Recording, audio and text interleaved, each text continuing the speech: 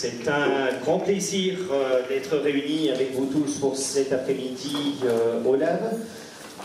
C'est une journée chargée dans un contexte de travail que l'on connaît tous, sur une thématique qui n'est pas une thématique nouvelle, mais qui est une thématique qu'on aborde au bon moment. Je suis Nicolas Imbert, je suis directeur exécutif de Green Cross France et Territoires, l'ONG de Mikhaïl Gorbatchev et du commandant Cousteau. Nous avons le plaisir pour cette première table ronde du panel de cet après-midi d'accueillir à votre gauche et à ma droite Monsieur Cellou Dalein Diallo, ancien Premier ministre de Guinée et président de l'UFDG.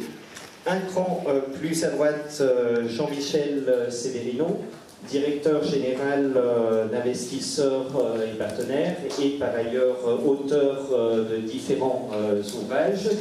Et un cran plus à droite, M. Kako Nouko, économiste, ancien ministre de la prospective du Togo et également membre du programme de gouvernance économique mondiale.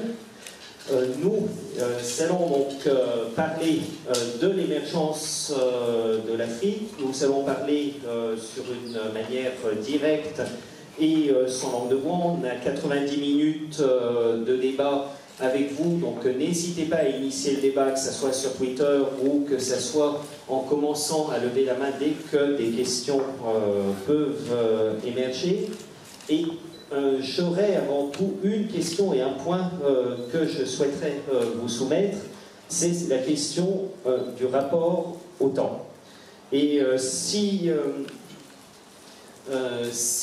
vous le voulez, on peut rentrer dans cette question en se disant que d'un côté, on a l'Afrique berceau de l'humanité que tout le monde connaît. De l'autre, on a une histoire multimillénaire de relations parfois compliquées entre Afrique, Europe et États-Unis. Et de plus en plus, on voit émerger un certain nombre d'impératifs. Des impératifs de sécurité liés au dérèglement climatique, des impératifs également liés à l'accès à l'eau, à l'alimentation, à l'évolution de la démographie, et à une économie qui parfois peut être balbutiante, parfois peut être une économie galopante, des bonnes surprises, comme par exemple la reconstruction du Rwanda, qui suscite un intérêt tout à fait particulier. Et je vais vous proposer, Monsieur Nomoko, justement d'ouvrir le débat sur cette question. On sait que parfois l'impératif de sécurité va aussi jusqu'à la prévention, l'anticipation ou la régulation des conflits. Comment est-ce que vous appréhendez ce sujet et quelles sont vos suggestions? Bonjour à tous, merci et permettez-moi de dire d'abord tout mon plaisir de partager ce panel avec Monsieur le Premier ministre Cellou Dalein Diallo, Monsieur Jean-Michel Severino, ancien directeur général de l'Agence française de développement. J'ai beaucoup apprécié le temps de l'Afrique, j'espère qu'on y est, et bien sûr Bruno Imbert. Je crois qu'il y a un constat d'évidence que nous pourrons tous faire. Pour commencer, c'est qu'en Afrique, notamment en Afrique de l'Ouest, nous donnons l'impression que la succession de chocs que nous vivons depuis un certain nombre d'années n'aurait rien à voir avec l'absence de réponse structurelle aux défis du développement. C'est-à-dire que moi, ce qui m'a le plus marqué, d'abord comme conseiller économique du Premier ministre togolais en 2008-2009, puis ensuite comme ministre de la prospective et de l'évaluation des politiques publiques du Togo, 2013-2015, c'est la dictature des urgences, c'est-à-dire l'incapacité du politique à anticiper les choses, les chocs, les événements. Et ça, c'est quelque chose qui me paraît fondamental dans notre débat autour des enjeux ou des modalités de la transformation structurelle des économies africaines. Et ça renvoie, me semble-t-il, à deux éléments. Un dont on parle assez bien, c'est-à-dire la gouvernance, qui n'est pas forcément optimale. Mais un autre élément dont on parle un peu moins, c'est l'absence de vision. J'espère que nous aurons l'opportunité de revenir sur ces points. Absolument.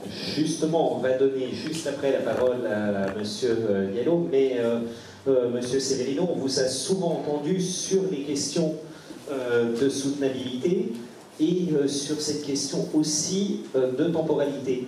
Entre-temps, il se trouve que j'ai personnellement participé à un travail de préparation de la déclaration des droits et devoirs de l'humanité, qu'on a choisi de définir l'humanité d'une manière, je trouve, universelle, mais qui colle particulièrement à l'Afrique. C'est l'ensemble des générations passées, présentes et à venir. Et comment est-ce que vous inscririez l'Afrique à la fois dans le temps long et dans le temps de l'action, de votre point de vue d'investisseur? Bonjour à tous, je suis aussi ravi de me retrouver à évoquer avec vous ces questions si importantes qu'il faudrait y consacrer toute la durée du lab. Je propose d'ailleurs qu'on fasse un pitch sur l'ordre du jour le reste de la semaine.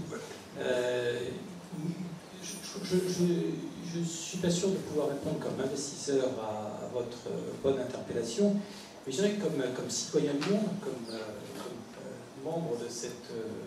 comme petit membre de cette humanité que vous venez d'évoquer, ce qui est en train de se construire en Afrique, c'est le premier bloc humain et géographique de la planète dans ce XXe siècle. Et c'est en ce sens que, indépendamment de la réussite économique, indépendamment des problèmes qui se posent au continent, on peut parler du XXIe siècle comme le siècle de l'Afrique. Ce siècle est le siècle dans lequel va se construire un monde dans lequel entre le tiers et le quart de la planète sera noir. Voilà. C'est un siècle dans lequel va se construire un espace qui a depuis des centaines de milliers d'années la taille combinée de l'Amérique du Nord, de toute l'Europe, de l'Inde et de la Chine, sur lequel vivront à la fin du siècle de l'ordre de 3,5 milliards à 4 milliards d'habitants. Alors c'est pas peut-être le temps des millénaires, mais c'est certainement le temps d'un siècle et d'une évolution radicale, sans précédent dans l'histoire de l'humanité. Il n'y a aucun parcours de peuplement dans l'histoire de l'humanité qui ait eu la taille, l'ampleur, la durée de ce qui est en train de se passer en Afrique depuis les années 1950, et qui ait de ce fait autant de conséquences sur la planète. Parce que, regardons déjà 2050, en 2050, nous allons avoir, nous ne parlons que des aspects économiques, nous parlons de ça, nous aurons un continent d'environ 2 milliards d'habitants, c'est un chiffre qui est complètement acquis aujourd'hui, même plusieurs bombes nucléaires n'arriveront pas, et plusieurs épidémies n'arriveront pas au bout de cette tendance. Donc ce chiffre est acquis, il est là. Et au rythme de croissance économique actuel, assez modéré, ce bloc humain représentera le PIB de la Chine aujourd'hui. Quand on sait ce que le PIB de la Chine bouge aujourd'hui sur la planète, on peut avoir une idée de ce que ce PIB bougera.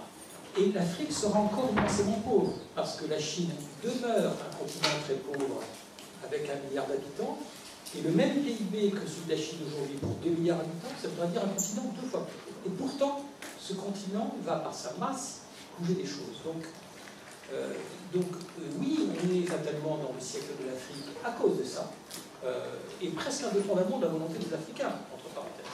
C'est quelque chose qui s'impose. Et je dirais, pour rebondir sur les excellentes interpellations de M. De Beaupeau sur une réalité qui rencontre une grande réalité, que j'ai un peu de mal à imaginer comment ce parcours ne soit pas celui du mélange de la raison et du chaos. Qui peut imaginer que nous allons assister à un phénomène social et politique dans lequel les villes vont croître en moyenne de 7 à 10% par an pendant quasiment un siècle?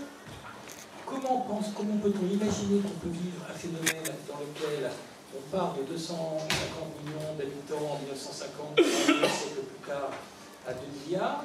Comment pense-t-on qu'on peut imaginer de vivre un phénomène dans lequel les populations vont bouger sans cesse de la campagne vers la ville, de la campagne pauvre à la campagne riche, de la campagne non fertile à la campagne fertile, de l'endroit de la zone aride à la zone humide, sans que ceci provoque à longueur d'années, de décennies et de siècles des chaos, des heurts, des confusions. Et puisque j'ai l'honneur de me retrouver en face de 2 hommes politiques africains, je dirais que la classe politique africaine a un défi sans précédent. Je ne pense pas qu'aucune classe politique dans l'histoire de la planète ait eu à vivre un défi aussi important en termes de gouvernance politique que ce que le continent est en train de vivre et va vivre. Donc c'est normal qu'il y ait des problèmes de gouvernance. Ce serait stupéfiant qu'il n'en ait pas. C'est normal que les décisions politiques soient erratiques. Parce que comprendre même ce qui se passe sur le terrain en Afrique est extraordinairement difficile. C'est d'autant plus difficile que la statistique économique est déficiente, que la presse est parcellaire, même si elle est de plus en plus libre, et que les moyens de s'informer, de comprendre le continent sont lacunaires et posent un problème à tout le monde. Donc oui, ça va se passer de manière extraordinairement compliquée, extraordinairement difficile, où il va y avoir plein de chaos, où il va y avoir plein d'heures, mais ça ne veut pas dire qu'une telle masse voyageant avec une telle force dans l'espace intersidéral du temps ne va pas avoir une importance radicale pour l'ensemble de la planète et constituer un enjeu, je dirais peut-être sans doute le premier enjeu géopolitique de ce siècle. On vient d'avoir une présentation également qui questionne la notion de résilience, même effectivement à travers des visions assez radicales. On vous sait très impliqué sur les thématiques de soutenabilité de la croissance, de transition, de métamorphose, d'implication globale de tous. Qu'est-ce que ce qui vient d'être dit vous inspire? Bien, merci. Je voudrais d'abord remercier les organisateurs de cette table ronde qui m'ont fait l'honneur de m'inviter à cette table aux côtés d'éminentes personnalités politiques, même s'il est très technique. Mon frère et surtout M. Severino, je suis un ancien du CEPED. Donc, M.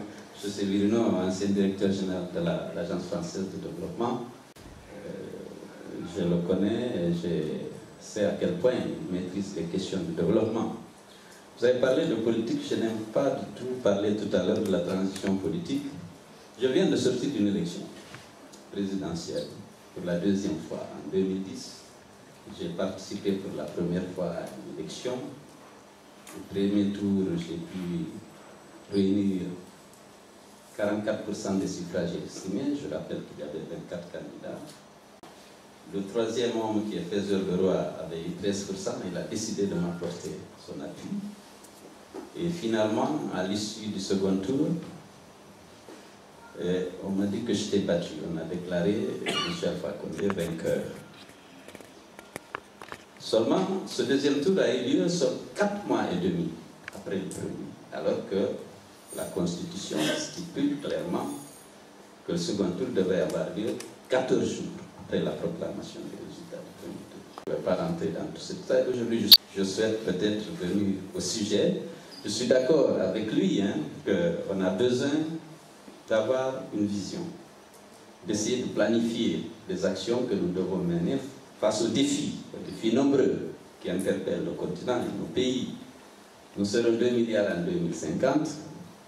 Comment faire en sorte que ces 2 milliards d'êtres humains puissent jouir pleinement de tous leurs droits, puissent manger, se vêtir, s'éduquer et participer à la vie économique, sociale et même politique de leur pays. Quel type de société aura-t-on en 2050? Évidemment, M. Severino l'a dit, il y a beaucoup de risques et de menaces, mais il y a aussi beaucoup d'opportunités. Il faut essayer de saisir les opportunités. Nous sommes dans une économie globalisée. Il y a des opportunités, il y a des risques, il y a des menaces. Il faut que ça soit géré de manière plus responsable qu'on le fait aujourd'hui. Il faut renforcer les capacités. Il faut renforcer la coopération internationale. Il faut définir des politiques et des stratégies sectorielles adaptée à la nature des défis auxquels on fait face aujourd'hui et auxquels on fera face demain.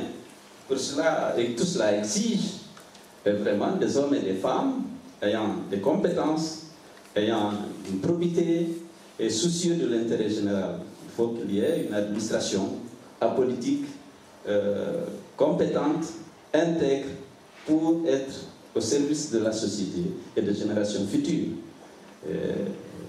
Donc je pense qu'il est important que la réflexion soit menée d'abord au niveau des États, mais aussi au niveau international, comme on est en train de le faire en ce qui concerne le climat et le réchauffement de la planète. Parce qu'un pays isolé ne pourra pas s'en sortir. Il faut de l'intégration, il faut de la coopération forte pour que les menaces qui pèsent sur l'avenir du monde, de la planète, puissent être gérées de manière, je ne dirais pas collégiale, mais pour que l'ensemble des États du monde puissent se concerter et trouver des solutions, et que ces solutions puissent s'imposer à l'ensemble des États individuellement pris. Qu'est-ce que vous pensez dans ce contexte des éléments qui sont apportés avec plus ou moins d'efficacité par les organisations sous-régionales? Je pense que, bon, au niveau sous-régional, il y a des progrès au niveau de l'intégration, non indéniable, mais c'est très lent, parce que les pays restent encore attachés à leur souveraineté. Il y a des marchés étroits, il a parlé du Togo, je peux parler de la Guinée, nous sommes 11 ou 12 millions d'habitants. Nous avons un potentiel hydroélectrique important, M. Séverino le sait. On a, sur le seul concours sur la côte, on a près de 3000 MW de potentialité hydroélectrique.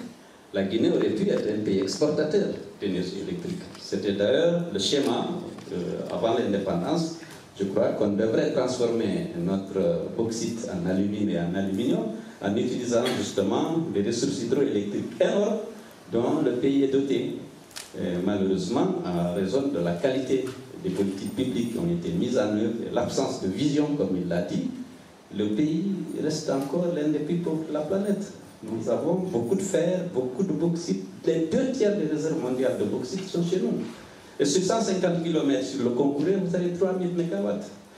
Et c'est dans cette zone-là qu'il y a ces 2 tiers des réserves mondiales de bauxite. Mais malheureusement, on n'exporte que 20 millions de tonnes de bauxite à l'heure actuelle et qui sont transformées ailleurs avec de l'énergie polluante du charbon. Alors qu'on aurait pu transformer là avec l'énergie hydroélectrique qui est une énergie propre. Et juste de toute évidence, en Guinée, l'arithmétique politique dont parlait William Petit n'est pas encore arrivée, mais c'est, je crois, de façon générale, quand j'observe les 3 dernières élections, j'enlève celle du Burkina, je prends la Guinée, je prends la Côte d'Ivoire et je prends le référendum au Congo-Brazzaville, les gens qui gagnent sont presque des nonagénaires. C'est-à-dire, quand vous observez l'Afrique, moi, je suis de mai 68, mais je fais partie des vieux en Afrique. Ça veut dire quoi? Ça veut dire que nous parlons de gens dont nous ne savons même pas, au fond, comment ils fonctionnent, ces jeunes-là, quelles sont leurs aspirations et comment ils s'inscrivent dans le temps à venir.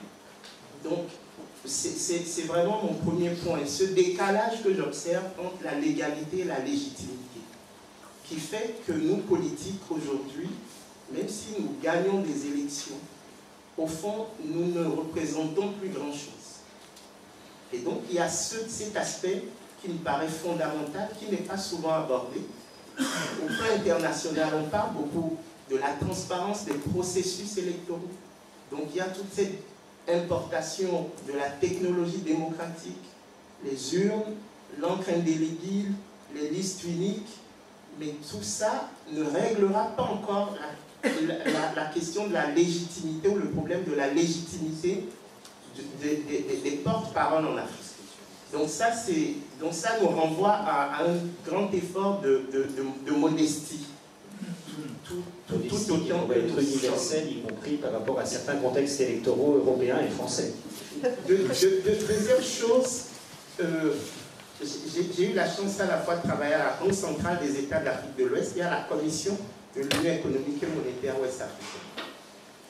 ce qu'on observe, c'est que, et M. Diallo l'a dit tout à l'heure, nos chefs d'État ne sont pas prêts à faire des abandons de souveraineté. Donc là aussi, nous avons la superposition des discours.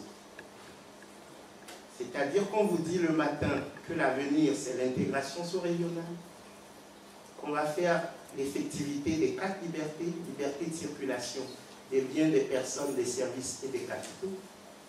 Et l'après-midi, on empêche les camions remplis de maïs du Togo de traverser la frontière pour aller au Bénin. Donc, ce à quoi ça renvoie, tout cela, c'est à l'incapacité de se projeter sur le long terme. Et ça, c'est quelque chose, à mon avis, qui n'est pas fortuit.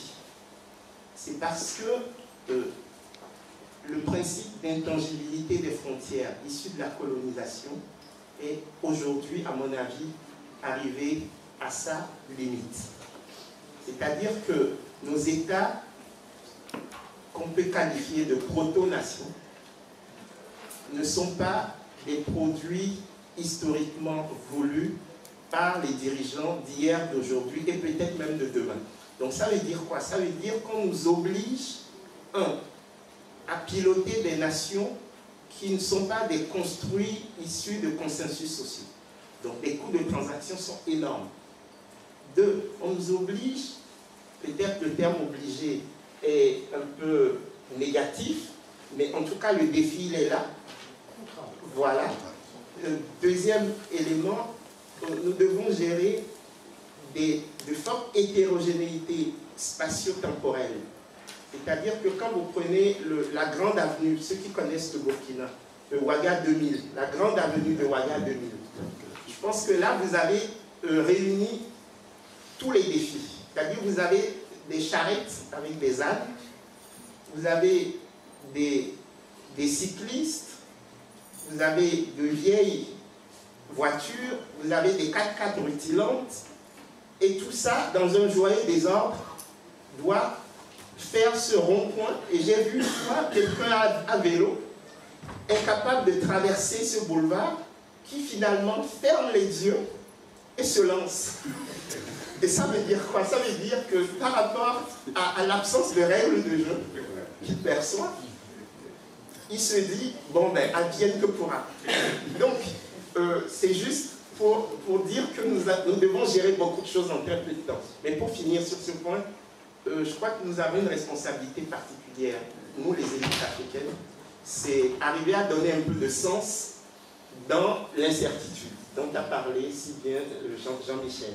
C'est-à-dire que notre devoir, c'est arriver, à défaut de pouvoir imposer des paradigmes, avoir au moins des ensembles de connaissances, des heuristiques, qui peuvent nous permettre d'indiquer aux populations les voies possibles.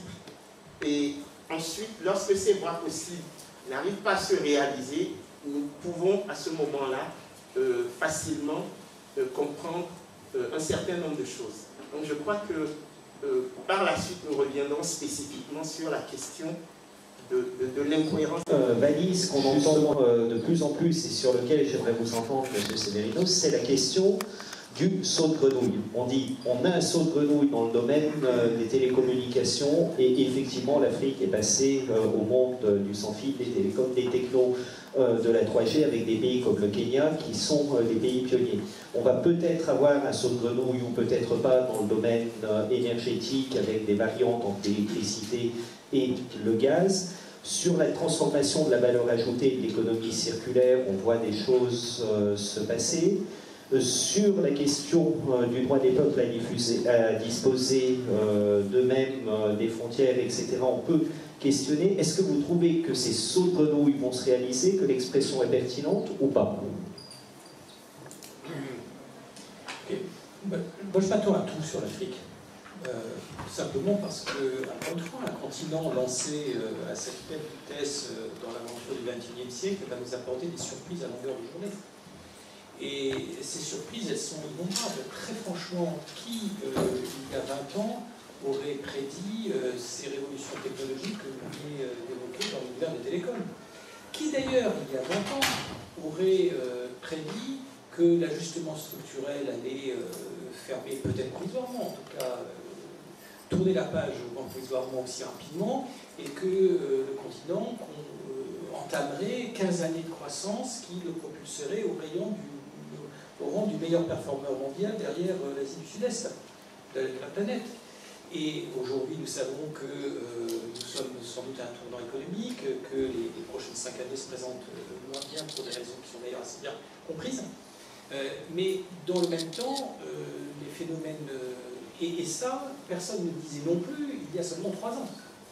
Donc la capacité à prédire ce qui va se passer sur le continent africain est incroyablement faible. Incroyablement faible. Et c'est d'ailleurs normal.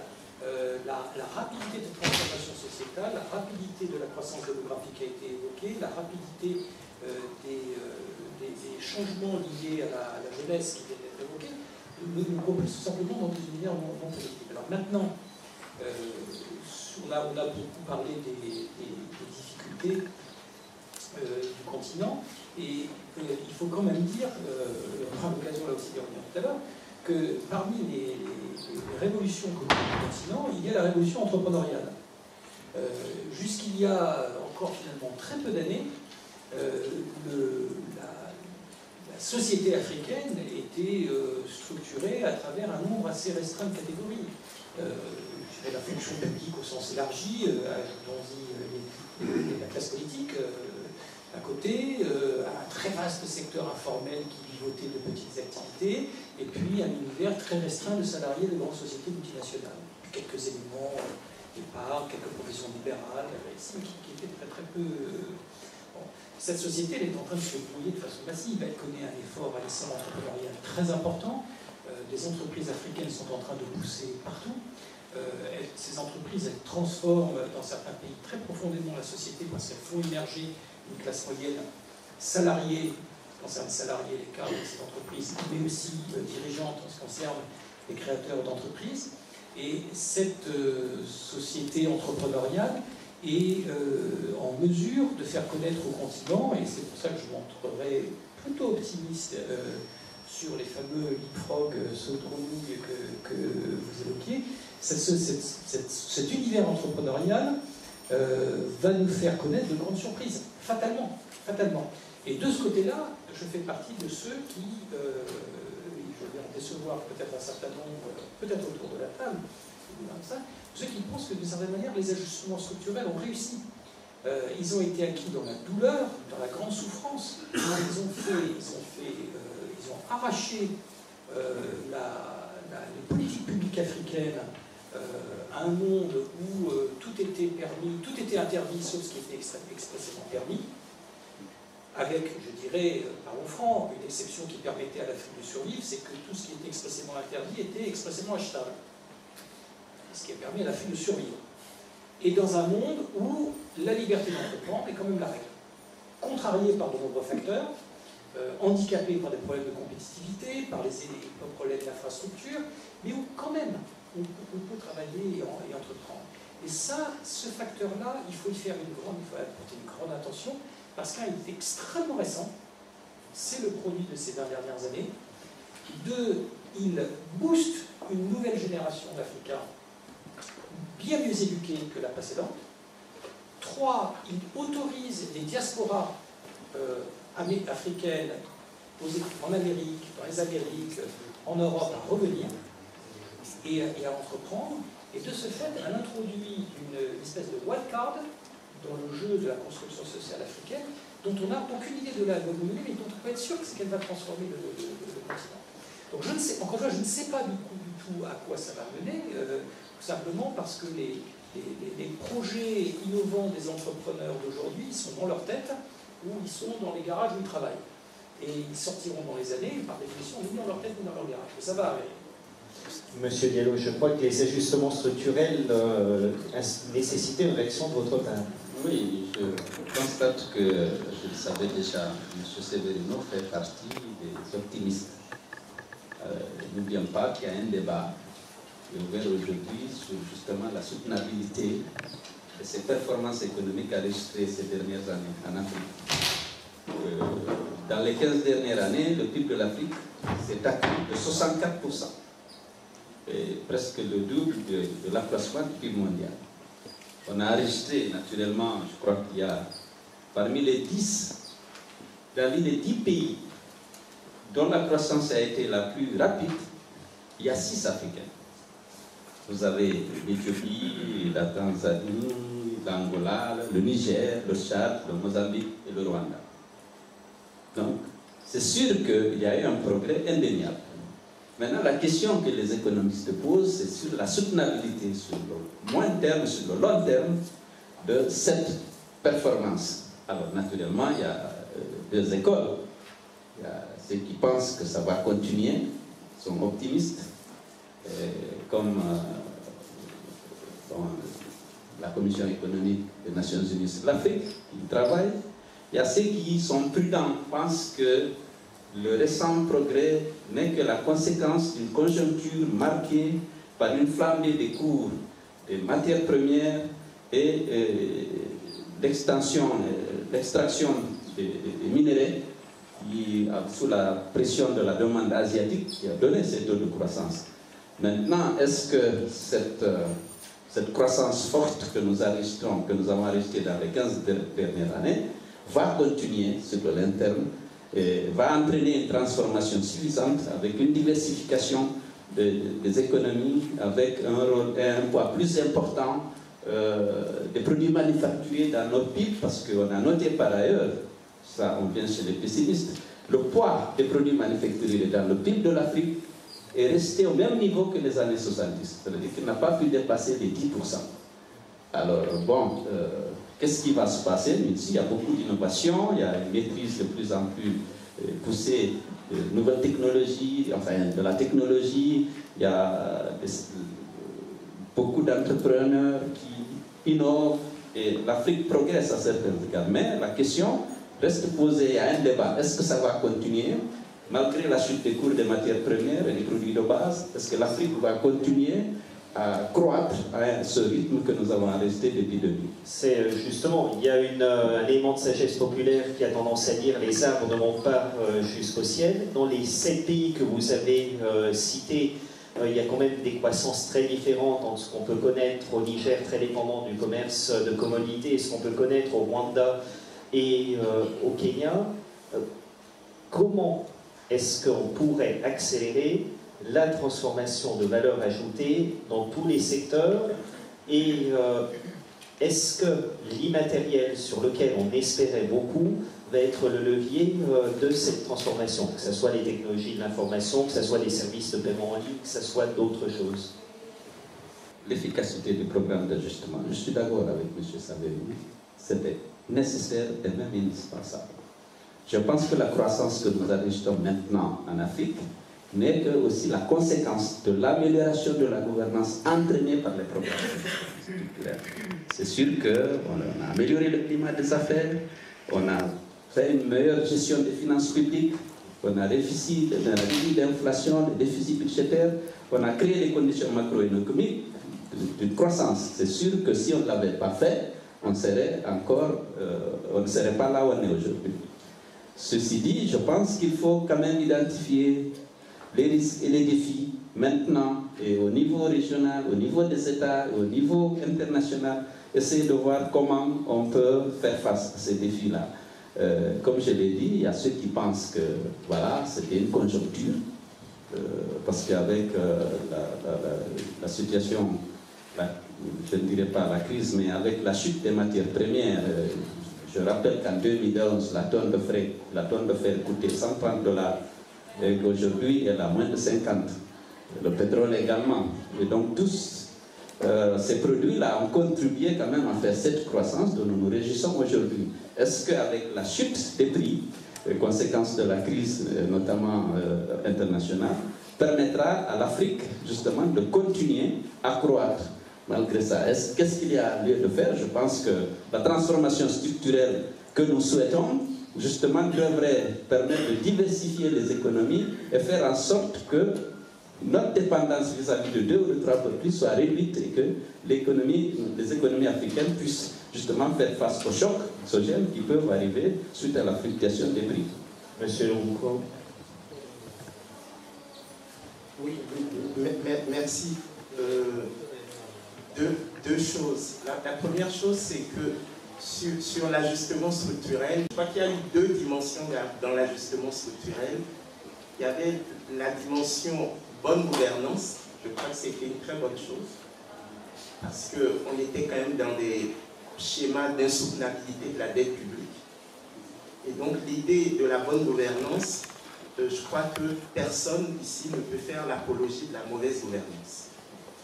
Mais le deuxième aspect de l'ajustement qui me semble problématique, c'est l'idée que la bonne gouvernance devait s'assimiler à la plongée sans filet de sécurité dans la mondialisation néolibérale. Et je crois que ce second aspect de l'ajustement peut, à la lumière des voies suivies par les pays dits aujourd'hui émergents, être sujet à caution, ce second aspect. Maintenant, sur la croissance, effectivement, il y a trois choses que nous pouvons dire sur la croissance africaine. Monsieur Diallo et même Jean-Michel l'ont bien dit. La première chose, c'est que c'est une croissance qui est fondée sur des déterminants assez volatiles. Les aléas climatiques. Chez nous, au Togo, quand il pleut, la croissance est bonne. Quand il ne pleut pas, le taux de croissance est bas. Donc, on dépend beaucoup des aléas climatiques. On dépend beaucoup du cours des matières premières.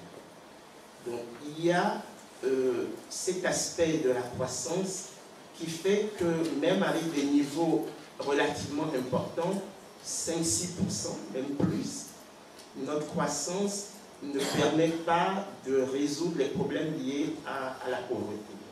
Deuxième chose liée à notre croissance, c'est que les secteurs à fort potentiel de croissance sont souvent des secteurs à forte intensité capitalistique, notamment le secteur minier où on ne recrute pas énormément de personnes. C'est-à-dire qu'il faudrait orienter la croissance vers des secteurs à forte intensité de main-d'œuvre. Donc là, il y a ce défi. Et puis le troisième défi de notre croissance, c'est qu'elle n'est pas assez redistributive. Pour une raison simple, un pays comme le Togo a un taux de pression fiscale de 17%. Quand je compare à la France qui est à 45-46%, ça veut dire que les canaux par lesquels la puissance publique peut redistribuer les fruits de la croissance sont très faibles. Et donc, ça suscite paradoxalement la mauvaise gouvernance parce que nous n'avons pas de canaux de redistribution. Et donc, je crois que ces trois éléments autour de la croissance africaine peuvent expliquer le rythme relativement lent de réduction de la pauvreté liée à cette croissance qui pourtant est importante. Est-ce que des mains se lèvent pour la première question? Donc comment faire pour justement revenir et changer les choses? C'est ça la vraie question qu'on se pose. Bon, comment faire? Je pense que une réflexion a été menée partout. Souvent, les politiques économiques ne sont pas définies en Afrique. Elles sont définies dans le cadre d'une coopération avec les partenaires techniques et financiers qui ont beaucoup de capacités et qui ont l'avantage de savoir à travers le monde quelles sont les expériences qui ont réussi et quelles sont celles qui n'ont pas réussi. Il arrive souvent que les experts de ces institutions se trompent, mais je dois dire que les programmes d'ajustement ont été conçus par les institutions de Bretton Woods. Et parfois, on a eu des difficultés à internaliser les programmes et de les mettre en œuvre correctement. Mais au départ, on a vu que les conditionnalités. Il a fallu du temps pour comprendre quand même que nos économies étaient mal gérées. Et c'est pour corriger justement cette mauvaise gestion que les programmes d'ajustement structurel ont été élaborés en partie. Il y avait bien entendu, on aurait pu créer des mécanismes pour aider peut-être les populations les plus vulnérables, parce qu'effectivement, les programmes d'ajustement ont engendré parfois un peu plus de pauvreté. Mais c'était une hygiène qui était indispensable pour l'avenir. Il fallait nécessairement que la dette... Parce que nous sommes dans un monde où les règles du jeu ne se fixent pas dans nos États. Vous avez besoin de financement pour mettre en œuvre vos projets et programmes de développement. Vous avez une épargne très faible. Vous devez faire face aux bailleurs de fonds, comme on les appelle très peu. Bon, eux aussi, ils doivent répondre devant leurs contribuables de l'utilisation des ressources mises à leur disposition pour le développement de l'Afrique. Donc, comment faire pour que ces ressources soient bien utilisées et pour que les populations puissent bénéficier de leur intervention?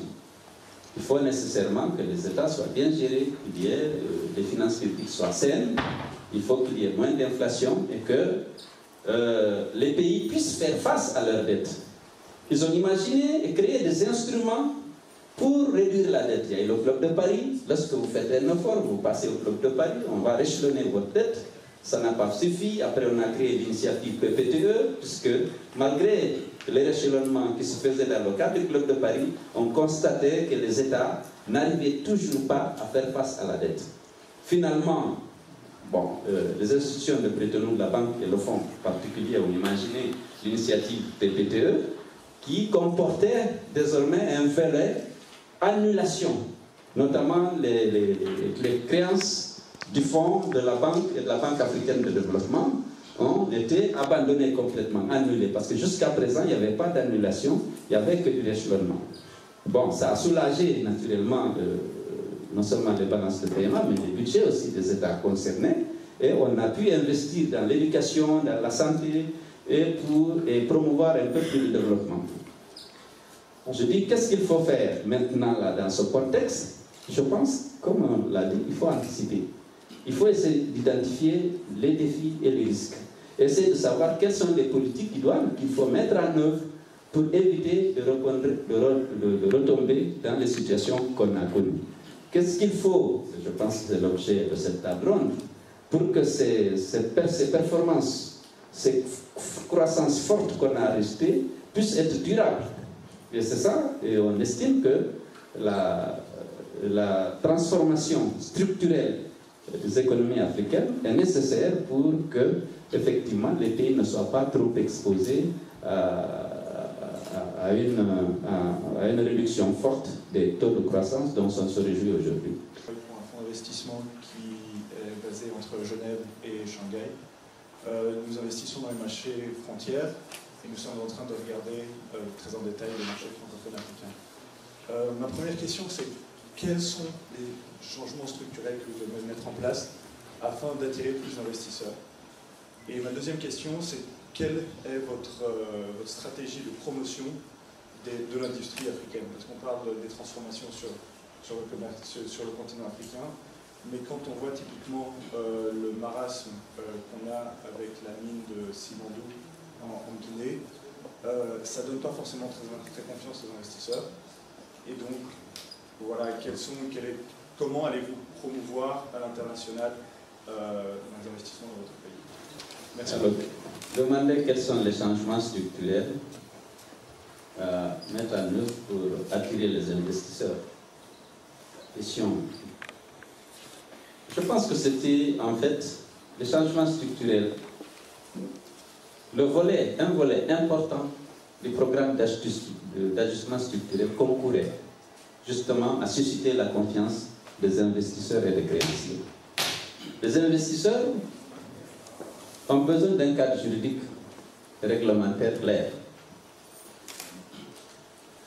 Ils ont besoin d'avoir une stabilité, ils ont besoin de sécurité, ils ont besoin d'avoir un État, une administration crédible, débarrassée de la corruption, de laxisme. Ils ont besoin d'avoir une fiscalité claire. Les règles du jeu doivent être définies de façon transparente. Et j'ai dit, il faut instaurer l'état de droit. Il faut qu'on dispose d'une administration efficace. Il faut qu'il y ait une vision. L'État doit exprimer clairement ses politiques sectorielles, les codifier à travers les différents codes, le code d'investissement, le code minier, pour que ça soit clair et faire en sorte que ça soit appliqué. Lorsque vous faites une convention avec l'État, vous souhaitez que les termes de la convention soient respectés. Parce que vous, en investissant, vous prenez des risques et vous voulez maîtriser vos risques. Il y a des risques qu'on ne peut pas maîtriser, c'est les décisions de l'État, les risques souverains, les risques politiques, les décisions que les États peuvent prendre comme ça, alors que l'investisseur ne s'attendait pas à ça, il n'a pas intégré cette décision dans l'élaboration de ses comptes, dans les projections qui lui permettaient d'avoir des retours sur l'investissement à un moment donné. Donc je pense qu'il faut améliorer les infrastructures pour qu'elles soient disponibles à un coût raisonnable, l'électricité, l'eau, les infrastructures de transport. Et si vous avez une bonne administration, vous avez des infrastructures modernes, vous avez un cadre juridique et réglementaire clair et respecté, vous avez beaucoup plus de chances et vous avez une main-d'œuvre qualifiée. Il y a la formation. Si les gens sont bien formés, vous avez des gens capables de faire face à la demande d'emploi qu'un projet moderne peut susciter. Vous accroissez votre chance d'attirer des investisseurs vers chez vous. Et si vous avez maintenant, comme la Guinée, la chance d'avoir beaucoup de matières premières, vous avez, je vous disais, la bauxite, vous avez le fer, vous avez le diamant, vous avez l'or, vous avez une pluviométrie abondante, vous avez de bonnes politiques et de bonnes stratégies, de la vision, vous avez toutes les chances d'attirer les investisseurs. Mais si vous êtes un État instable, il y a l'insécurité, il y a le non-respect des engagements, il n'y a pas d'infrastructure, vous n'avez pas d'eau, vous n'avez pas d'électricité, vous n'avez pas de sécurité, vous n'avez pas une justice indépendante fortes qui peuvent constituer un recours pour l'investisseur, pour le citoyen, pour les entreprises, naturellement, les gens ont peur et lorsqu'ils ont peur, ils n'investissent pas. Merci beaucoup. Je souscris entièrement ce qui vient d'être dit. Et je voudrais simplement rajouter deux choses. Première chose sur la vision. Je crois que c'est fondamental. Je vais vous donner un exemple. L'exemple du coton, parce que c'est quelque chose qui me tient à cœur. Vous savez, juste après la conférence de Cancun, en septembre 2003, où sur le coton, on a beaucoup parlé de l'injustice liée aux subventions américaines. Alors, les chefs d'État de l'UEMOA, l'Union économique et monétaire ouest-africaine, donc des pays francophones d'Afrique de l'Ouest, ont décidé de sortir un peu de cette dictature des marchés internationaux. Et ont mis en place ce qu'on appelait l'agenda coton-textile de l'UEMOA. Alors, en quoi ça consistait? Nous étions à 3% de transformation de la fibre de coton en 2003. Et donc, l'agenda coton-textile, c'était que 10 ans après, 2013, nous devions transformer au moins 20% de la fibre de coton. Okay. Nous sommes en 2015, nous sommes toujours à 3% de transformation du coton. Pourquoi? C'est parce qu'en même temps que nous avons marqué cette volonté de transformer la matière première, nous faisions du désarmement tarifaire avec le tarif extérieur commun du UEMOA, où nous sommes passés à 0,5, 10 et 20%. Donc, faisant de notre espace une des zones les plus ouvertes au monde. Et dans le même temps, du point de vue de la compétitivité, avec le franc CFA qui prenait de la valeur, parce que l'euro prenait de la valeur par rapport au dollar, nous avons perdu 40% de la compétitivité prix sur 5 à 10 ans. Ce qui fait qu'on avait une monnaie forte, donc qui agissait comme une taxe sur nos exportations et une subvention sur nos importations, dans un contexte de désarmement tarifaire et de faible productivité, puisque en 1960 nous étions à 1 tonne à l'hectare et qu'aujourd'hui nous sommes à moins d'1 tonne à l'hectare sur le coton. Alors que les concurrents asiatiques sont passés à 3 tonnes à l'hectare, et même le Brésil. Donc ça veut dire quoi? Ça veut dire que en même temps qu'on avait un discours libéral, avec comme élément illustratif le désarmement tarifaire, nous avions un discours plutôt mercantiliste, qui consistait à vouloir transformer la matière première. Et donc, les chefs d'État avaient dit, nous allons nous rencontrer chaque année pour faire le suivi de cet agenda coton-textile. Ils ne se sont plus jamais rencontrés sur l'agenda coton-textile. Donc ça veut dire quoi fondamentalement? Ça veut dire qu'à l'heure actuelle, les dirigeants que nous avons, me semble-t-il, n'ont pas de vision économique. Et ça, c'est très grave. Parce qu'une chose est de ne pas réussir, une autre est de ne pas avoir de vision. Et sur la question monétaire, je le dis parce que je l'ai vécu personnellement aussi, en octobre 2013, conférence des chefs d'État de l'UEMOA à Dakar. Ok, les chefs d'État disent le franc CFA c'est une très bonne chose et nous nous engageons à soutenir cette monnaie. D'accord. Lendemain, conférence des chefs d'État de la CEDEAO, donc l'UEMOA plus 7 États.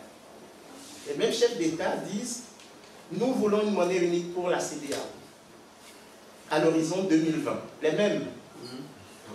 Donc ils disent le contraire de ce qu'ils avaient dit la veille. Qu'est-ce que ça traduit au final? Ça traduit l'incapacité de nos responsables à produire un discours construit et à mettre en phase les instruments dont ils disposent avec les objectifs auxquels ils veulent aboutir. Et ça me ramène au deuxième point, votre intervention, monsieur, sur la question démocratique. Je crois que c'est le cœur de la question. Au fond, la question c'est de savoir à qui rendre compte nos chefs d'État. C'est ça toute la question. Aujourd'hui, le défi en Afrique, c'est la production de la confiance entre les citoyens. C'est-à-dire que ce que j'observe aujourd'hui, c'est que les citoyens n'ont pas confiance en eux et dans les dirigeants. Et je crois que ces deux défis, comme l'a dit Jean-Michel, c'est-à-dire que nous sommes à l'orée d'un nouveau monde. Donc l'enjeu, c'est comment produire de la confiance, pas parce que cette confiance va nous donner ipso facto les voies de l'émergence, mais parce que cette confiance va nous permettre de réduire les coûts de transaction pour que demain nous puissions faire face aux défis qui s'annoncent importants. Justement, M. Severino, des compléments, remarques par rapport à ce qui vient d'être dit, notamment à cette question et de la confiance et de cohérence et d'objectif. Enfin, très bref, parce que franchement, je crois que ce qui était passionnant, c'est ce qu'on vient d'entendre de la part de M. Dello, M. Foucault, en tant que pas si trop sexualiser et d'exprimer la pratique africaine. Il est capable de mieux parler des sociétés africaines que même, ils l'ont fait avec énormément de brio. Donc moi, je voudrais très modestement dire rapidement deux choses. La première est destinée à ne pas laisser penser que je crois que les programmes d'ajustement structurel ont été super dans toutes les composantes et beaucoup des points qui ont été relevés par l'un et par l'autre sont tout à fait exacts, et en particulier ceux qui viennent d'être évoqués par les médicaux sur les aspects commerciaux. On pourrait consacrer d'ailleurs beaucoup de temps à ce sujet critique. J'ajouterais que c'est un petit peu cette politique commerciale est une des raisons qui est effectivement à l'origine du maintien du faible taux d'industrialisation du continent africain, tout en notant que l'industrie africaine d'aujourd'hui n'est pas du tout l'industrie africaine d'hier. Ce qui s'est passé entre-temps, c'est que la quasi-totalité du secteur industriel existant, et d'ailleurs largement hérité de la période postcoloniale, a été détruite par l'industrie chinoise, et qu'ensuite cette même industrie chinoise est en train de reconstruire ce secteur à partir des délocalisations. Donc c'est un processus extrêmement paradoxal. On ne peut pas parler du même monde et du même paysage économique aujourd'hui qu'il y a 20 ans. Deuxième remarque que je ferai brièvement, et vis-à-vis de notre ami investisseur international. Moi-même, je dirige un fonds d'investissement qui est consacré à l'Afrique, qui ne fait que ça, et je suis un investisseur heureux en Afrique. Donc je pense que les fonds d'investissement qui s'intéressent au continent africain pourraient tirer un exemple rassurant des pratiques et des performances des acteurs qui sont rentrés dans le terrain d'investissement dans les 15 dernières années en Afrique et qui contribuent à illustrer d'ailleurs les côtés positifs de ce qui s'est passé durant ce continent. Ces investisseurs continuent d'ailleurs à avoir foi dans le continent, hein. Les investissements continuent à être à un niveau élevé, et l'Afrique a vu les apports de capitaux extérieurs exploser pendant cette décennie. Le continent africain a été très très bas dans l'allocation des ressources mondiales en termes de capital. Aujourd'hui, le continent africain a à peu près sa part en termes d'allocation de capital de la part qui correspond à sa part du PIB dans le PIB mondial. C'est un changement extrêmement important dans les allocations parce que ça représente en fait des dizaines de milliards d'euros par an. En fait, aujourd'hui, les investissements directs étrangers sont remontés en Afrique aux entre 45 et 50 milliards d'euros par an. C'est plus que l'aide publique au développement, c'est plus d'ailleurs que les émissions obligataires. Et aujourd'hui, l'ensemble des flux de retour vers le continent africain, qu'il s'agisse des flux des migrants, rapatriement migrants, les flux de portefeuille et les flux d'investissement extérieur représentent, avec des incertitudes statistiques, comme vous pouvez l'imaginer, de l'ordre de 200 milliards par an. C'est considérable et c'est un événement sans précédent dans l'histoire du continent qui témoigne, je crois, d'un changement de regard extrêmement important sur le continent. Voilà. Donc je voulais bon enseignement apporter encore une fois. Donc le débat est passionnant. Il est très très riche, intense et dense, mais tous les débats ont ce petit caractère assez frustrant. Ce que je vous propose, c'est qu'il y a deux mains qui se sont déjà levées, donc on va prendre deux dernières questions et vous aurez 3 minutes chacun pour à la fois répondre aux questions et faire un propos conclu. Bonjour, j'ai une question pour M. Severino. Donc on dit que dans 50 ans, l'Afrique sera peuplée de 2,5 milliards d'habitants. Y a-t-il un plan d'investissement pour l'Afrique aujourd'hui, pour les 50 ans à venir? Et est-ce que ce plan d'investissement-là mis en place aujourd'hui peut empêcher justement cette masse migratoire-là des jeunes Africains qui partent? Si on parle que de la Syrie aujourd'hui, on sait qu'il y a beaucoup de jeunes Africains aussi qui souvent malheureusement sont repêchés dans la mer Méditerranée. Et pour M. Kakouko aussi, la question c'est que vous avez parlé de transition démographique, mais vous avez aussi parlé de transition énergétique.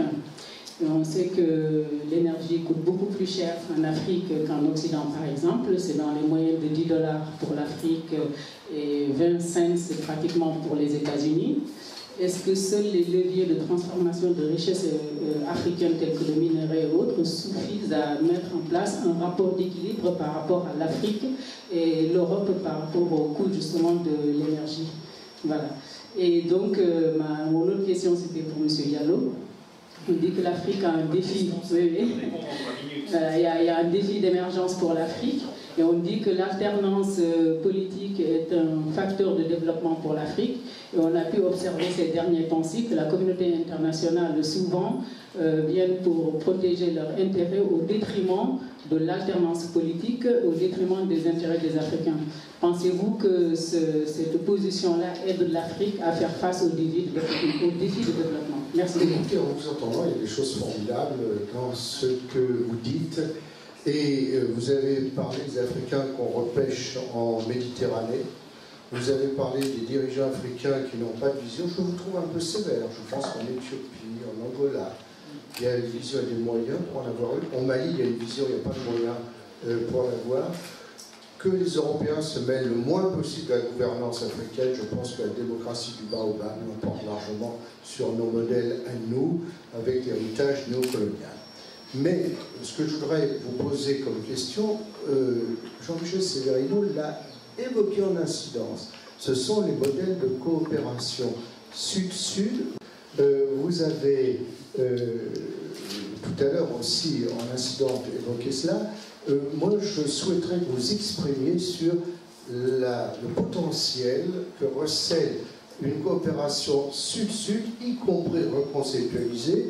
La coopération chinoise, on voit dans la vallée du Niger 800 Chinois qui produisent la canne à sucre. C'est pas mauvais pour le pays, pour le Mali, mais ça n'apporte rien puisqu'ils repartent avec. Et avec Jean-Michel Severino, grâce à lui, nous avons vécu une expérience au Mali où avec 11 Vietnamiens, on fait pousser aujourd'hui du riz avec 400 mm de pluviométrie et on assure 2 milliards, 3 milliards et demi d'habitants. Il y a un problème, c'est produire pour nourrir, pour qu'on n'ait pas d'Africains à repêcher dans la Méditerranée. Et comment on articule les fonds publics, donc qui n'exigent pas de taux de retour, avec des investissements privés, pas les uns contre les autres, mais aussi pas une recherche de retour de court terme, parce que sinon ça ne peut pas marcher. Quelle est votre opinion sur tout cela et quel projet peut-on construire, même si là j'évoque une vie passée mais certainement pas oubliée de Jean-Michel Sévérin. Il y a 180 pays sur la planète à peu près, 54 pays africains, et les systèmes de gouvernance sont ce qu'ils sont. Donc je crois qu'imaginer qu'il y a un plan à 50 ans pour l'Afrique ou qu'il y en aura un est une illusion, et c'est un vœu qu'on peut appeler, je crains qu'il ne soit jamais exaucé. En ce qui concerne le développement de l'Afrique, il me semble que le meilleur, le plus sage, le plus sain, le plus sûr est que les Africains comptent sur eux-mêmes, développent leur politique, pensent avec leurs propres pensées, leurs propres problèmes, tracent leur chemin, et si possible, réussissent à mobiliser leurs amis autour d'eux, ça c'est vraiment très bien et très utile, mais comme chacun dans ce monde, ils doivent d'abord compter sur eux-mêmes, et voilà, je crois qu'il n'y aura pas de grand plan Marshall qui viendra sauver l'Afrique. Le grand plan Marshall, il est dans chaque Africain qui entreprend de faire quelque chose pour son propre continent. Et ici, il y a deux magnifiques exemples d'Africains qui incarnent cette dimension. La deuxième chose, deuxième sujet sur lequel j'ai été interpellé, la question de la coopération sud, sur elle est absolument essentielle. Les trajectoires de développement des pays asiatiques ou d'Amérique latine sont bien sûr très différentes de ceux de l'Afrique, mais il y a quand même des leçons à en retirer, qu'elles soient d'ordre politique économique, qu'elles soient d'ordre de la technologie, qu'elles soient d'ordre des savoir-faire sociaux, ou sociétaux, de l'ingénierie sociale. Et le cloisonnement de la planète a rendu parfois difficile, à quelques extensions près, ces transferts d'expérience. Ils sont extrêmement importants. Et c'est vrai qu'on pourrait se dire que, alors que souvent le dialogue sur le développement est un dialogue nord-sud, même s'il a été en quelque sorte impacté par la grande percée de la Chine, dans une moindre mesure de l'Inde et du Brésil, il y aurait sans doute un très grand enrichissement à ce que le continent africain aille faire son marché dans les recettes de développement d'une manière plus systématique dans le vaste monde. Et malheureusement, les structures de la coopération internationale ne sont pas très facilitantes, je dirais, pour ça, mais elles ne sont pas non plus, elles ne l'interdisent pas. Et en tout cas, la volonté des gouvernements africains, des institutions africaines à être dans cette dimension-là, peut parfaitement s'exprimer, et je suis sûr que ça sera extraordinairement utile et profitable. Merci beaucoup. Sur la question de l'énergie, vous avez tout à fait raison. Je crois que c'est même un des éléments centraux de la COP21, la gestion de la transition énergétique. Est-ce qu'on peut attendre d'un éventuel fonds vert pour l'Afrique? Moi, c'est toujours un crève-cœur de voir nos braves paysans faire de la déforestation pour commercialiser le bois de chauffe. Parce que quelques mois après, on voit l'érosion éolienne, et ça joue après sur la productivité des facteurs de production. Et donc, il y a un vrai enjeu autour de l'énergie propre, de l'énergie durable, et je crois que nous sommes tous responsables de la manière dont nous pourrions piloter cette transition. Sur la question de l'émergence, ce que j'observe, c'est que, et ça rejoint la préoccupation de notre ami du Maroc tout à l'heure, je crois que ce qui est important, ce sont les processus. Je crois que la jeunesse africaine devrait, et bravo pour ce que vous faites, faire de l'action collective, devrait participer à l'action collective. Moi, c'est un de mes motifs d'espoir quand je suis en Afrique, quand je vois comment la jeunesse africaine est dynamique, comment elle se bat, comment elle accède aux nouvelles technologies. Nous en avons parlé ce matin, de comment elle fait preuve d'innovation. Comme l'a dit Jean-Michel tout à l'heure, il y a un véritable motif d'espoir. Donc par rapport aux investissements directs étrangers, l'idéal serait que ce soit des investissements responsables, à la fois socialement responsables et écologiquement responsables. Je sais que ça ne va pas être simple. Pourquoi? Parce que nous sommes dans une nouvelle phase. Il y a 3 semaines, nous étions au Sénégal pour le lancement de la prospective Sahel. sous l'égide du programme des Nations Unies pour le développement. Pourquoi? Parce que nous constatons la montée de 3 insécurités. L'insécurité physique, avec les problèmes de paix et de sécurité. Donc, vous avez suivi comme moi l'attentat du Radisson de Bamako, il n'y a pas très longtemps. Insécurité alimentaire, parce que nous mourrons encore de faim, il ne faut pas l'oublier. Et puis, le chômage des jeunes, qui peut devenir une bombe sociale. Et nous savons que Boko Haram recrute jusque sur la côte, pas seulement dans le Sahel, mais même dans des pays comme le Togo, Boko Haram recrute. Et assez facilement, parce que nous n'arrivons pas à mettre nos jeunes au travail. Donc par rapport à la montée des insécurités, ce qui va se passer au niveau des investissements, c'est que la prime de risque va augmenter. Et si la prime de risque augmente, de toute évidence, les besoins en termes de rendement de ces investissements vont augmenter aussi. Et donc, à un moment donné, ça risque d'être insoutenable, me semble-t-il. Et je crois qu'avec cette question des insécurités, nous trouvons une autre phase de notre mondialisation, c'est que nous sommes tous liés. Et ça, c'est quelque chose que nous avons appris ces derniers temps, c'est que c'est vraiment une seule planète.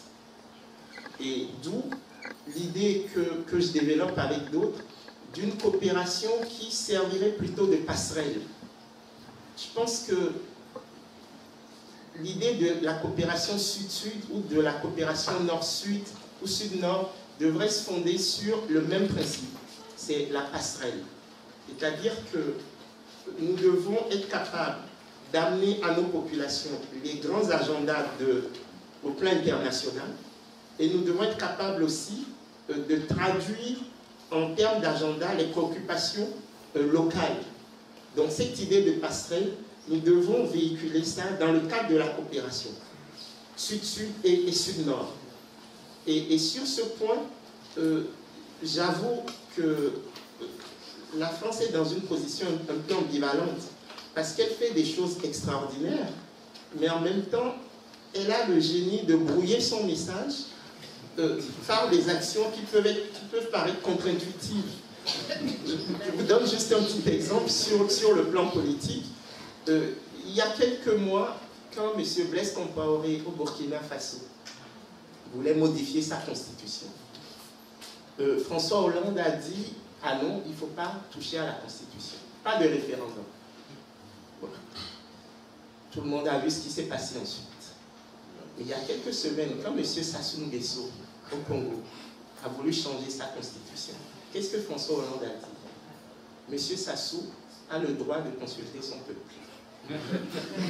C'est ce que j'appelle les ambiguïtés de la politique africaine de la France, qui brouille tout ce qui se fait de merveilleux par ailleurs.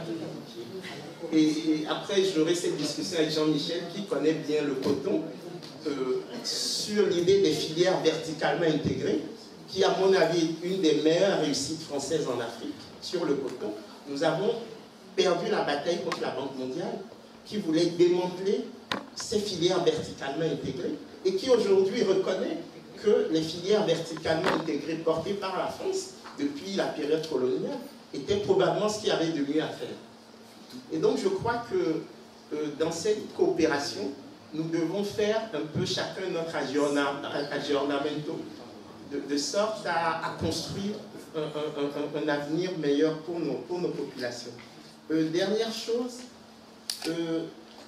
avec les plans d'émergence et les visions prospectives que nous essayons de développer en Afrique, ce que nous constatons, c'est que les processus sont aussi importants que les produits.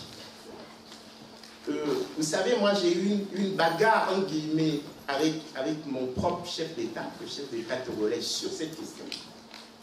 Quand j'ai été nommé ministre en octobre 2013, il y avait les grands cabinets internationaux qui voulaient faire le plan d'émergence du Togo.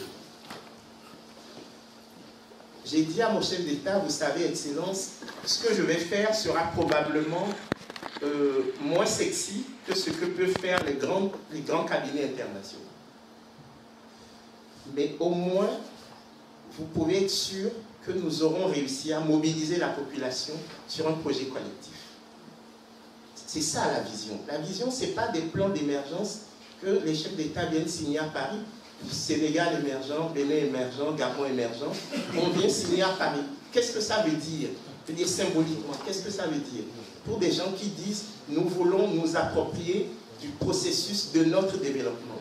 Venir signer à Paris des plans d'émergence de leur pays. Qu'est-ce que ça veut dire? Donc, ce que nous avons fait, c'est mobiliser les populations togolaises autour d'une vision partagée de notre avenir. Évidemment, les apparatchiks de nos systèmes, comme vous les connaissez, ne nous ont pas beaucoup aidés. Okay? Mais il n'empêche, et je crois que c'est là tout notre mérite, et j'invite tous les jeunes Africains à se mobiliser, l'Afrique ne sera que ce que nous aurons décidé qu'elle soit. Et ça, nous avons le potentiel pour ça, nous avons la volonté pour ça. Il faut que nous ayons la capacité de nous mobiliser collectivement pour transformer l'Afrique. Je suis économiste, mais je pense que le problème en Afrique, il n'est pas d'ordre économique. C'est la confiance.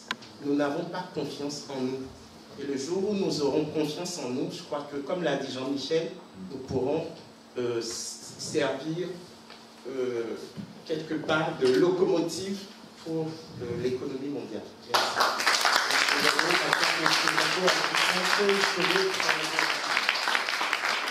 Oui, je vais essayer de rebondir sur ce que mon frère Kako a dit tout à l'heure par rapport au rôle que l'Europe, la France en particulier, pourrait jouer en Afrique, notamment francophone, pour l'émergence dans nos États d'une société fondée sur des principes et les règles de l'état de droit et de la démocratie. On a de temps en temps le sentiment que de chaque pays ou chaque chef d'État a un traitement. On va parler du Burkina et du Congo. Il ne faut pas oublier que l'Union européenne a eu la sagesse de contracter avec les pays ACP, bénéficiaires de l'aide européenne, le respect d'un certain nombre de valeurs. Les principes et les règles de la démocratie, de l'état de droit, le respect des droits humains. L'Europe s'est donné même le droit, dans l'accord de Cotonou, d'interpeller les États qui pourraient violer ces valeurs. En Guinée, on devait organiser nos élections législatives en mars 2011. Le président élu n'a pas voulu. Nous avons manifesté pendant 3 ans des manifestations qui ont été réprimées de le sang avec 57 morts. Nous avons dénoncé ces violations des droits humains, puisqu'aucune enquête n'a été diligentée pour déférer devant les tribunaux les auteurs de ces crimes. Nous n'avons pas senti de soutien. C'est une violation flagrante de l'homme, puisque le droit de manifester est consacré par la Constitution. Il a fallu 3 ans de manifestations pour obtenir des élections législatives qui n'ont pas été transparentes. Les élections communales, on s'est battu 5 ans pour les obtenir. Des accords ont été signés au terme desquels le gouvernement et la CENI sont engagés à les organiser. Ces accords ont été paraphés par l'ambassadeur de France, le délégué de l'Union européenne, l'ambassadeur de la Guinée, avec une échéance précise. Ça n'a pas été mis en œuvre. Nous avons marché pour exiger le respect des accords signés lors du dialogue parrainé par la communauté internationale. On a tiré sur les manifestants et on a refusé d'organiser des élections communales alors que le président s'est habitué à contrôler la gestion des 17 000 districts et quartiers du pays, les 304 communautés rurales et les 38 communautés urbaines. Il voulait aller aux élections avec des gens qui a nommé à la tête de toutes les collectivités sans organiser les élections communales. Nous avons interpellé et la France et l'Union européenne, il n'a pas été entendu. Donc il y a toujours, en fond, il y a des affinités parfois entre les hommes qui empêchent les États européens d'interpeller ceux qui violent des valeurs sacrées et qui sont dans l'accord de Cotonou. Nos États bénéficiaires de l'Est se sont engagés à les respecter. Et on a reconnu le droit à l'Union européenne d'interpeller les gouvernements qui ne le feraient pas. Mais il n'y a pas de réaction. Bon, en parlant de coopération, puisqu'il a consommé mon temps, je lui concède. La coopération internationale, je dis que la coopération sud-sud, je pense qu'elle est utile et elle est nécessaire. Aujourd'hui, avec l'Asie, la Chine en particulier, puisque c'est le sommet Chine-Afrique se tient actuellement à Johannesburg, je pense que malgré la crise, on dit que les investissements directs ont atteint 300 milliards de la Chine. Et il semble que le président chinois a annoncé encore des intentions de continuer à soutenir ces gens. Mais la coopération sud-sud doit commencer par l'intégration régionale. Parce que nous avons des marchés, il l'a dit, très étroits. Nous pourrions, au niveau de la CEDEAO, avancer plus vite dans vraiment l'intégration régionale. Il y a un blocage. À un moment donné, j'étais ministre, je suis allé défendre que pour l'intégration de la sous-région, il faut reconnaître qu'il y a déjà un progrès au niveau de l'UMOA. Il y a 15 pays qui avaient une monnaie commune, une banque centrale commune, un droit des affaires commun, un contrôle de l'activité bancaire commun. Soyons sans complexe, essayons de voir comment élargir ça. Il y a le problème du Nigeria, compte tenu de son poids. Mais tous les autres pays, on peut, même si on doit modifier certaines dispositions de l'accord de coopération monétaire qui lie la France aux pays de la zone franc, parce qu'en fait, la zone franc est devenue un instrument d'intégration. Le rôle de la France en tant qu'ancienne puissance est devenu très mince. On peut essayer, bon, le franc s'est fait arrimer sur l'Europe, c'était au niveau du trésor stratégique, le compte d'opération, parce que les économies sont bien gérées après les programmes d'ajustement structurel. Le compte d'opération ne joue plus. Dès lors que les règles de gestion monétaire sont strictement respectées, il n'y a pas d'incidence, il n'y a pas de besoin de demander des avances au compte d'opération. Il faut, j'étais partisan de l'intégration, de l'élargissement de l'UMOA aux autres pays africains. Lorsque j'étais au CFF en 1984, ma thèse d'ailleurs c'était les problèmes posés par l'entrée de pays tiers à la zone franc.